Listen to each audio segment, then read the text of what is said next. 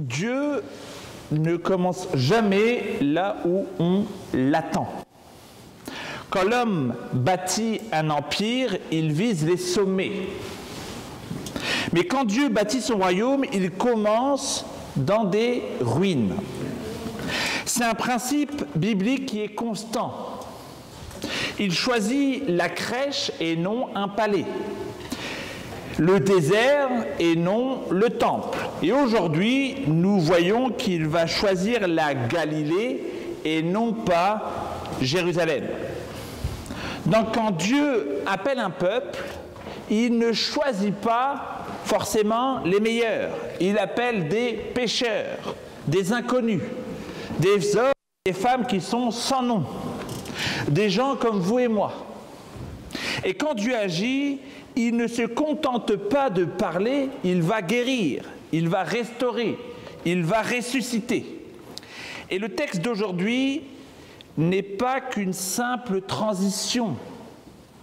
C'est le commencement visible du royaume. Et ce royaume vient avec 3 signes. Il éclaire les ténèbres, il interrompt le quotidien, et il reconstruit ce que le péché avait brisé. Alors ne te demande pas, est-ce que Dieu pourrait faire quelque chose dans ma vie? Demande-toi plutôt, est-ce que je suis prêt à tout lâcher quand il passe? Car Jésus ne vient pas réorganiser ta maison, il vient pour régner dans ta maison. Mais avant d'aller plus loin, lisons les Saintes Écritures en Matthieu chapitre 4, versets 12 à 25. Je vous invite à vous lever pour lire les Saintes Écritures. Lorsqu'il lui apprit que Jean avait été livré, Jésus se retira dans la Galilée. Il quitta Nazareth et vint demeurer à Capernaum, situé près de la mer, aux confins de Zabulon et de Nephtali, afin que s'accomplisse la parole du prophète Ésaïe, terre de Zabulon et terre de Nephtali, contrée voisine de la mer au-delà du Jourdain, Galilée des païens. Le peuple assis dans les ténèbres a vu une grande lumière, et sur ceux qui étaient assis dans le pays et dans l'ombre de la mort, une lumière s'est levée. Dès lors, Jésus commença à prêcher et à dire « Repentez-vous, car le royaume des cieux est proche ». Au bord de la mer de Galilée, il vit 2 frères, Simon appelé Pierre et André son frère, qui jetaient un filet dans la mer. En effet, ils étaient pêcheurs. Il leur dit « Suivez-moi, et je vous ferai pêcheurs d'hommes ». Aussitôt, ils laissèrent les filets et le suivirent. En allant plus loin, il vit 2 autres frères, Jacques, fils de Zébédée, et Jean son frère, qui étaient dans une barque avec Zébédée, leur père, et réparaient leurs filets. Il les appela, et aussitôt ils laissèrent la barque et leur père, et le suivirent. Jésus parcourait toute la Galilée, il enseignait dans les synagogues, prêchait la bonne nouvelle du royaume, et guérissait toute maladie et toute infirmité parmi le peuple. Sa renommée se répandit dans toute la Syrie. On lui amenait tous ceux qui souffraient de maladies et de douleurs diverses, des démoniaques, des lunatiques, des paralytiques, et il les guérit. De grandes foules le suivirent de la Galilée, de la Décapole, de Jérusalem, de la Judée et au-delà du Jourdain. Je vous invite à vous asseoir.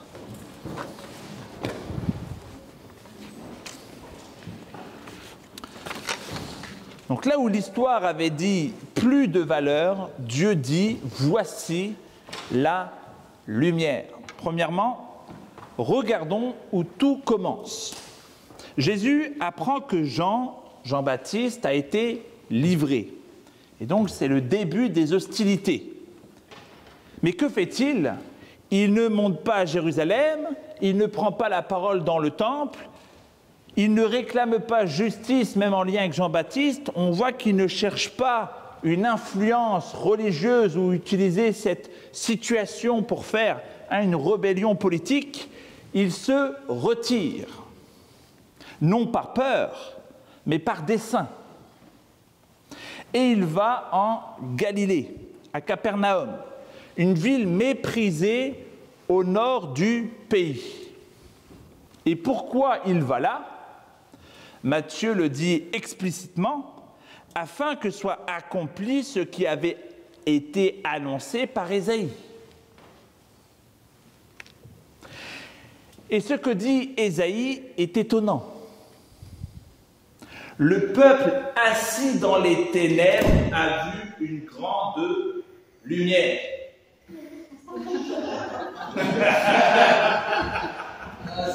On a donc pour être dans le timing, c'est les cloches, là c'est la lumière. Mais c'est très bien, on va continuer comme ça va nous mettre en contexte.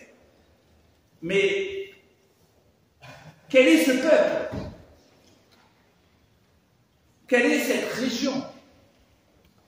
Ce n'est pas la Judée, ce n'est pas Sion, c'est la Galilée.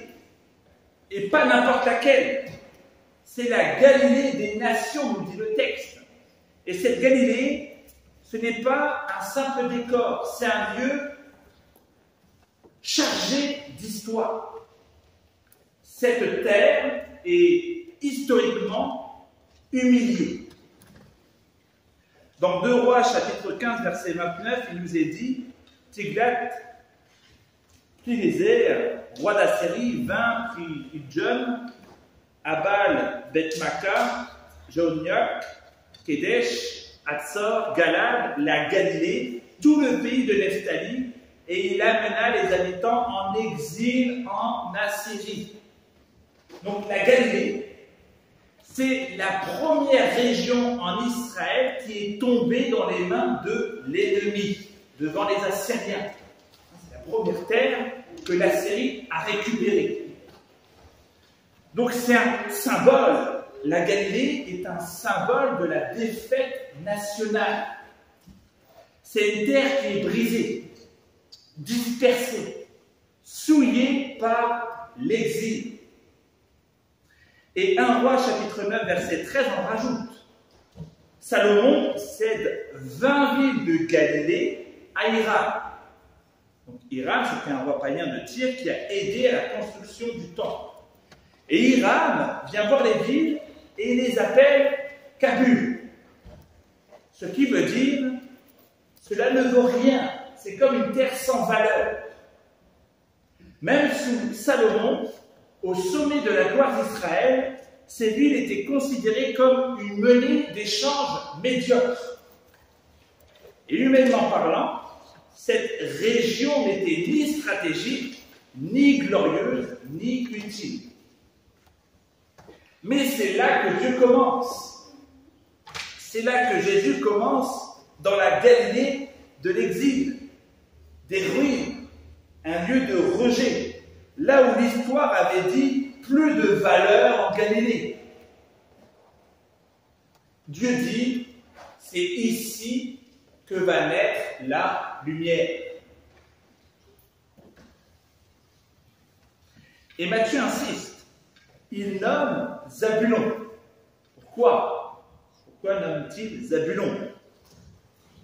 Ce n'est pas juste la Galilée, il cite les anciens territoires. Zabulon et Nephtali. Pourquoi? Parce qu'en Israël, les noms ont du sens. Et le nom Zabulon est un jeu de mots. Dans Genèse 30-20, quand Léa donne naissance à son 6e fils, Zabulon, elle dit « Maintenant, mon mari habitera Zabal avec moi, car je lui ai donné 6 fils. » Et je ne sais pas si tu te rends compte de ce qu'est en train de faire Jésus-Christ, mais il vient justement habiter en Zabulon. C'est écrit noir sur blanc, il vient habiter à Capernaum, territoire de Zabulon. Donc nous voyons qu'il y a un jeu de mots qui devient réalité. Le Fils de Dieu habite au milieu de son peuple. Et Zabulon, autrefois terre d'abandon, devient le lieu où l'époux revient habiter. Léa, espérait que son mari viendrait habiter avec elle, mais à Zabulon, c'est le mari céleste, Jésus-Christ, qui vient habiter sur cette terre. Le cri de Léa a été comme entendu des siècles, des millénaires plus tard.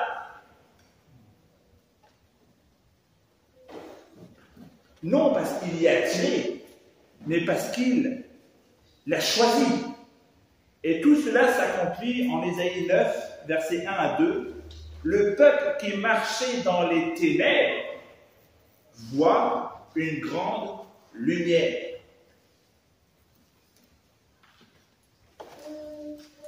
Et ce que dit Ésaïe est bouleversant. Ce n'est pas qu'une lumière viendra, c'est le jour nouveau qui se lèvera. Dans Ésaïe 9, cette lumière annonce la fin de l'oppression, la chute des chaînes et la venue du Messie. La Galilée est d'une certaine manière une anti-Jérusalem. Et c'est là que Dieu commence. Ce n'est pas qu'une lumière symbolique, c'est une personne. C'est Christ lui-même qui éclaire par sa présence en habitant à Zabulon. La Galilée devient le théâtre de la grâce souveraine. Et ce que les hommes avaient déclaré comme indigne, inutile, sans valeur, Dieu en fait le point de départ pour la restauration. Donc ça, c'est un pattern biblique, c'est quelque chose qui revient sans cesse. Dieu choisit le petit peuple d'Israël plutôt qu'un grand empire. Dieu choisit David, le plus jeune, pour être roi. Il choisit Bethléem, un village obscur, pour y faire naître le Sauveur. Et maintenant, il choisit la Galilée, terre rejetée qui devient le berceau du royaume. Donc c'est toute la logique de la croix. Ce que le monde méprise, Dieu l'élève.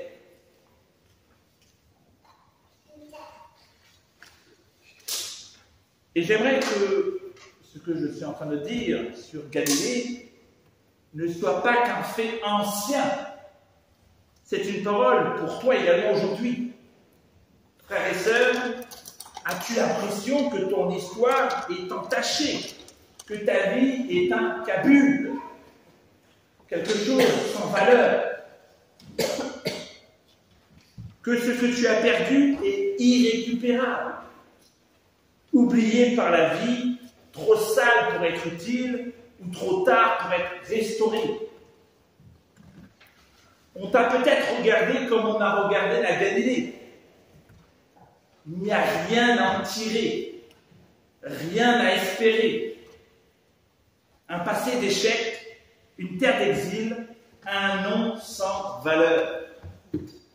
Bien, écoute bien, c'est là que Dieu a planté sa lumière. C'est là qu'il a fait commencer le royaume.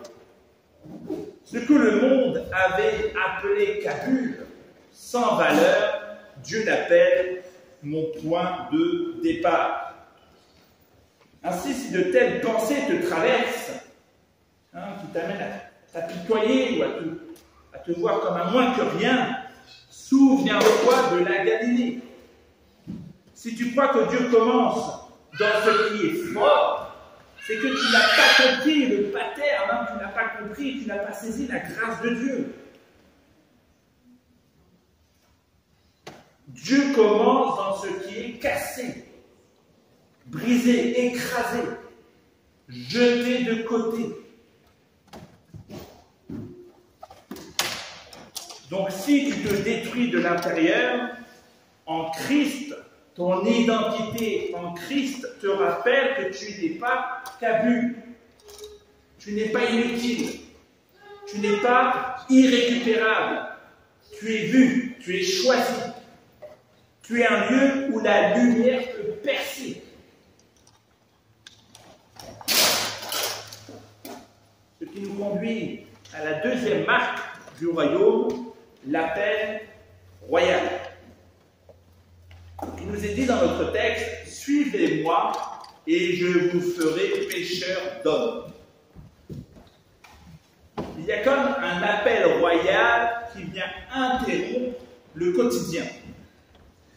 Jésus marche au bord de la Galilée, il voit des hommes ordinaires, Pierre et André, qui jettent le filet. Jacques et Jean le réparent avec leur père. Et tout bascule en un mot. Ça semble un peu surréaliste. C'est des scènes, des fois, dans la vie, qu'est-ce qui s'est passé là? On refait le film en se disant, mais attends, qu'est-ce qui s'est passé là? Il laisse tout. Aussitôt, sans explication, sans contrat, sans aucune forme de garantie. Voilà, il laisse tout. Et après, ça revient. Donc pourquoi? Parce que dans cette voie résonne l'autorité du roi. Ce n'est pas un appel sentimental. Ils ne sont pas dit, j'ai vu, c'est tout mignon. C'est pas quelque chose d'émotionnel. Ce n'est pas une invitation qui est vague. Il y a un ordre du roi qui va recréer ce qu'il appelle. Et ce n'est pas la première fois qu'un homme est appelé à tout quitter de cette manière. Cette scène trouve comme ses racines dans l'Ancien Testament en Élie et Élisée. Nous allons le lire. Dans 1 Roi 19 à 21, il nous est dit, repensez à la scène que vous connaissez des évangiles, et maintenant, regardons cela. Élie partit de là et trouva Élisée, fils de Shaphat, qui labourait. Il y avait devant lui 12 paires de bœufs, et il était avec la 12e. Élie passa près de lui et jeta son manteau sur lui. Élisée abandonna ses bœufs, courut derrière Élie et dit, « Je vais embrasser mon père et ma mère et je te suivrai. » Élie lui répondit, « Va et reviens à cause de ce que je t'ai fait. » Donc quand Élie appelle Élisée, il le trouve en train de labourer avec 12 paires de bœufs. Et nous y voyons une image forte. 12 attelages pour retourner la terre. Comme si Dieu annonçait une moisson à venir. Élie quitte son champ, son attelage, son père pour suivre cet appel d'Élie. Mais ici, il y a quelque chose de plus grand qu'Élie. Jésus ne fonde pas une école de prophètes, il fonde une humanité qui est nouvelle. Les bœufs ont place au filet. Le labour fait place à la pêche. Et le champ d'Israël fait place à la mer des nations. Et il dit, « Je vous ferai pécheurs d'hommes. »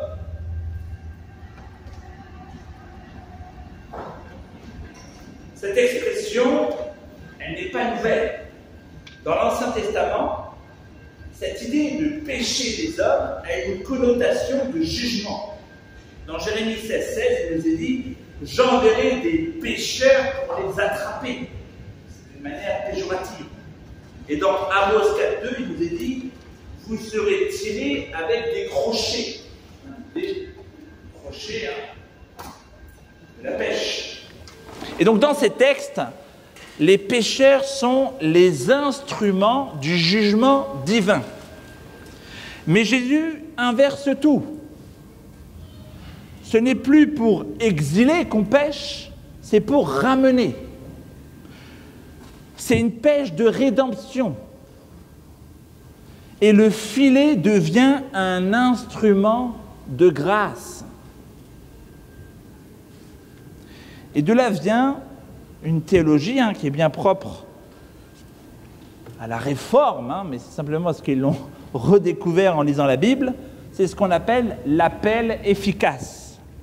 Quand le Christ appelle, ce n'est pas une option. C'est comme Élisée et Élie et Élisée. Élie appelle Élisée, on voit qu'il vient tout de suite. Lorsque Jésus-Christ appelle André, Pierre, Jacques et Jean, ils viennent tout de suite.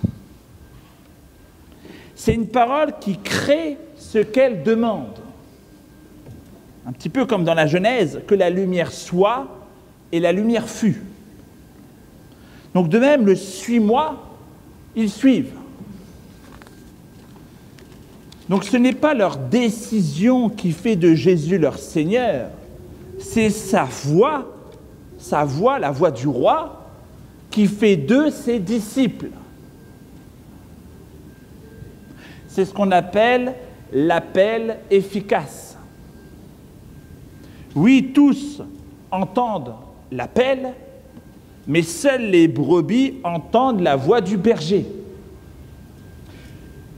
L'appel général touche l'oreille, mais l'appel efficace recrée le cœur pour former un disciple. D'ailleurs, il y a 3 sortes d'appels. La création, les Saintes Écritures et l'Esprit Saint. Donc la création proclame la gloire de Dieu. Donc il y a toutes sortes de personnes qui vont même des fois croire en Dieu à cause de la création, parce que la création appelle cette gloire de Dieu. Ensuite, les Saintes Écritures, Jésus-Christ, dans les Saintes Écritures, est annoncé avec clarté. Donc il y a des personnes qui vont reconnaître l'appel de la création, ils vont reconnaître l'appel de l'Écriture, et le 3e appel, c'est l'Esprit Saint. C'est l'Esprit Saint qui ouvre le cœur pour entendre, pour croire et pour obéir. C'est Dieu qui décide qui il attire et quand. Ce n'est pas nous. Et il ne vient pas simplement améliorer notre vie, il vient y mettre fin. Il veut que nous mourrons pour renaître. Et effectivement, ils quittent leur filet, ils quittent leur père, ils quittent leur stabilité. Le royaume ne s'ajuste pas à notre vie, il nous absorbe. Et Jésus-Christ ne vient pas améliorer notre projet, il nous appelle à porter une croix.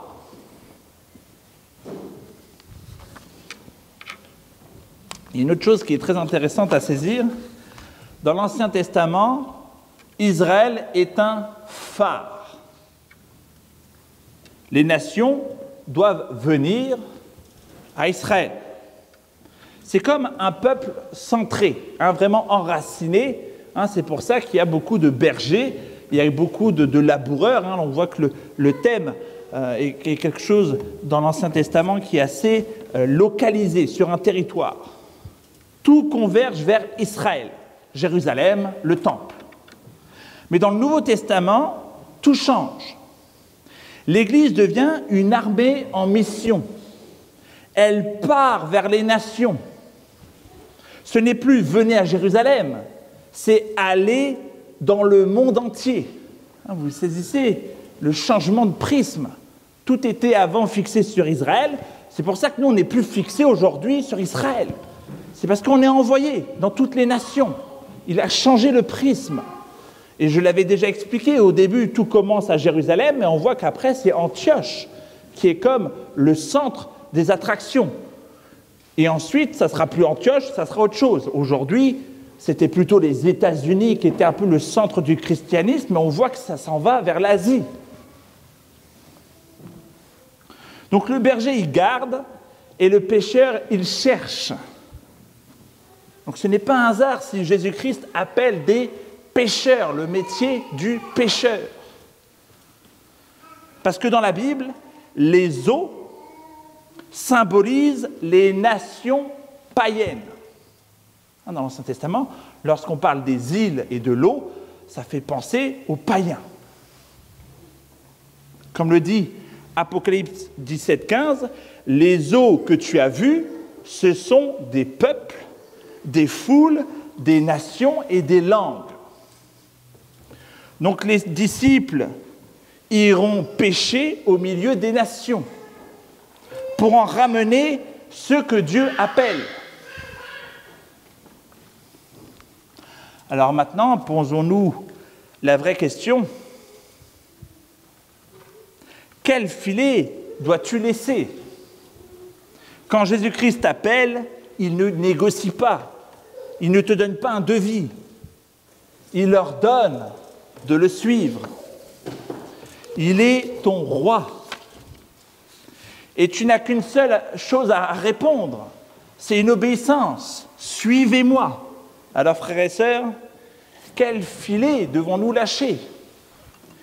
Quelle sécurité nous retient encore? Quel plan, quel rêve, quel confort nous empêche de véritablement tout quitter pour le suivre? Car le plus grand obstacle du royaume, ce n'est pas le diable, mais c'est notre attachement à nos propres plans. Il nous est dit en Matthieu 16, 25, « Celui qui perdra sa vie à cause de moi la retrouvera. »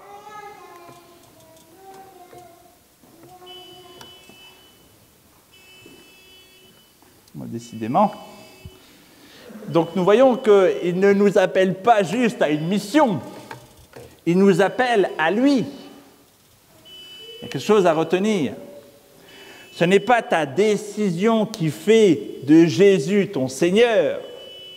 Jésus ne propose pas, il ordonne. Et sa parole produit ce qu'elle dit. Donc c'est sa voix qui fait de toi son disciple. Ce n'est pas ton émotion. Ce n'est pas les pyramides russes. S'il a déclaré que tu es son enfant, tu es son enfant. Et ceci nous conduit au troisième point, la guérison. Donc le règne guérit le monde. Jésus parcourait toute la Galilée, enseignant, proclamant, guérissant. Donc nous voyons que Matthieu résume ici le ministère public de Jésus-Christ en Galilée. Enseigner, proclamer, guérir. 3 verbes. Et notez-le bien, ce n'est pas un roi qui prend Jésus-Christ. C'est un roi qui donne, qui restaure, qui relève. Il enseigne dans les synagogues pour rectifier la parole qui avait été tordue. Il rend la parole vivante. Il libère du légalisme, de l'ignorance et même des traditions qui sont mortes. Il proclame l'évangile du royaume. Il n'apporte pas une spiritualité simplement privée. Il annonce un changement. Dieu reprend ce qui est à lui. Donc ce n'est pas un évangile de spectacle, ni un royaume d'émotions temporaires. C'est un règne de puissance, de pardon et de transformation profonde. Il guérit les malades dans notre texte et les infirmités. Donc ce n'est pas simplement du soin, c'est le début d'une recréation. Chaque guérison est une preuve que le monde brisé peut être restauré. Le royaume n'apaise pas seulement la souffrance, il s'attaque à la racine de la souffrance, le péché. Ésaïe 35, 5 à 6 nous disait « Alors s'ouvriront les yeux des aveugles ». Ésaïe 61, 1 à 2 « L'Éternel m'a oint pour guérir ceux qui ont le cœur brisé ». Matthieu montre que les prophètes ont entrevu quelqu'un qui est en train d'arriver, en train de faire tout ce qui était annoncé. Et ces guérisons que nous voyons dans le texte ne sont pas juste des miracles de surface. Le royaume n'est pas une utopie future. Ce n'est pas un rêve pieux, c'est une réalité qui est en cours. Le royaume est déjà là, car Jésus-Christ agit. Mais il n'est pas encore pleinement manifesté. Tout genou ne fléchit pas encore. Et le règne de Jésus-Christ rétablit l'ordre originel. Contre le chaos physique, il guérit. Contre le chaos spirituel, il délivre. Contre le chaos moral, il enseigne. C'est l'inverse d'Adam. Adam avait tout reçu, mais a tout brisé. Christ vient dans le chaos, dans ce qui est brisé, pour commencer à tout réparer. Donc c'est une eschatologie, c'est une vision de la fin des temps qui est en acte. Il y a une première lumière avant que cette lumière gagne toute la terre. Ce que Jésus a commencé en Galilée, il l'achèvera à la fin. Et ce jour-là, il n'y aura plus de maladie, plus de chaînes, plus de nuit, nous dit Apocalypse 21-22. Et cela change notre manière de chercher le royaume. Si tu veux voir le royaume, alors ne cherche pas des miracles de foire ou des shows de guérison, cherche des cœurs changés, des familles restaurées, des pécheurs pardonnés. Ceux qui s'approchent de Jésus seront transformés, mais ceux qui restent loin de lui resteront dans leurs ténèbres. Ainsi, et toi, laisse Jésus-Christ régner sur tes blessures, sur tes peurs, sur tes pensées. Et tu verras cette guérison du Fils commencer. Alors que faire face à ce roi ? Le royaume s'est approché, le roi est là, il est venu là où personne ne l'attendait, il a appelé ceux que personne ne regardait, il a restauré ceux que le monde avait oubliés. Donc le royaume est venu sans trompette. Il a commencé dans les ruines par un appel sur un rivage à Capernaum, en Galilée. Et il va s'étendre, il va bousculer, il va recréer. Alors, sois éclairé, laisse la lumière percer ta nuit, sois appelé, laisse tout pour le suivre, sois guéri, laisse-le régner dans ton chaos. Et souviens-toi, et la nuit ne sera plus, celui qui a commencé à régner en Galilée régnera bientôt sur toute la création. Prions. Éternel, merci pour ce texte qui nous rappelle notamment que la Galilée était une terre ravagée.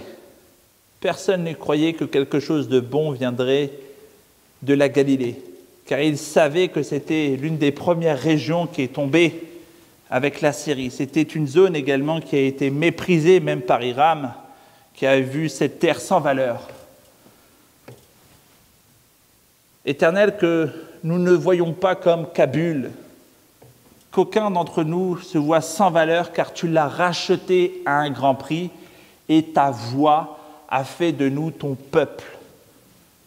Encourage ton Église cet après-midi, dans le nom de Jésus-Christ. Amen.